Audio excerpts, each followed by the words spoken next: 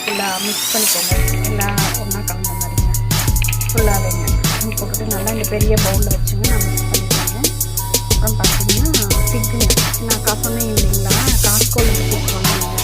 இது நல்லா இருக்குங்க. நம்ம ஊரில் பார்த்தீங்கன்னா ரவுண்டாக கட் பண்ணி வச்சுருக்காங்க. இது பூண்டு இது பார்த்தீங்கன்னா நல்லா இருக்கும். இது வந்து நான் ஒரு 15 எடுத்துருக்கேன். இது பார்த்தீங்கன்னா பாதாம், அப்புறம் வால்நட்டு, அப்புறம் நிலக்கடலைங்க. இதெல்லாமே பார்த்தீங்கன்னா அப்புறம் பிஸ்தாங்க எல்லாமே இந்த பவுலில் வேணும்.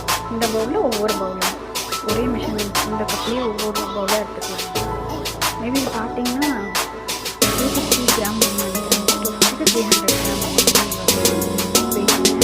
எல்லாமே இந்த ஒரு பவுல் தாங்க. இந்த பவுல் தான் எனக்கு எல்லாமே இங்கே பாதாம், முந்திரி, பிஸ்தா, அப்புறம் பார்த்தீங்கன்னா வால்நட்டுங்க. அது எல்லாமே ஒவ்வொரு பவுலுங்க எக்ஸாக்டாங்க. அப்புறம் இந்த கருப்பு திராட்சை மட்டும் காய்ச்சி இதுவும் அங்கே தான் வாங்கினேன் காஸ்கோவில். இது மட்டும் கொஞ்சம் லாஸ்ட் டைம் ஒரு பவுல் போட்டு அரைச்சிட்டேங்க. கொஞ்சம் நீங்கள் சாப்பிட்டு பார்த்தீங்க ஸ்வீட்டு கொடுத்துருச்சுன்னு தெரியலைங்க. கொஞ்சம் ஸ்வீட்டாக இருக்கிற மாதிரி இருக்குதுன்னு வாங்கிக்க சொன்னாருங்க.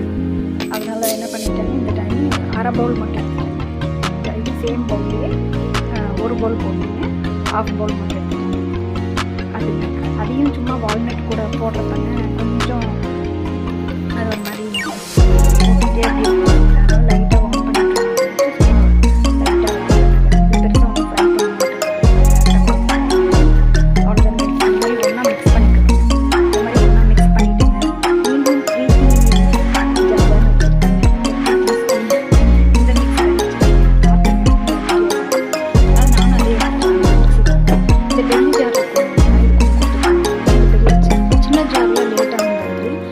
பெருசில் பார்த்தீங்கன்னா நான் ஃபுல்லாகவும் போட மாட்டேங்க. இப்போ காமிக்கிறேன் பாருங்களேன். இதில் பார்த்தீங்கன்னா எல்லாம் ஒன்றா மிக்ஸ் பண்ணிவிட்டுங்க.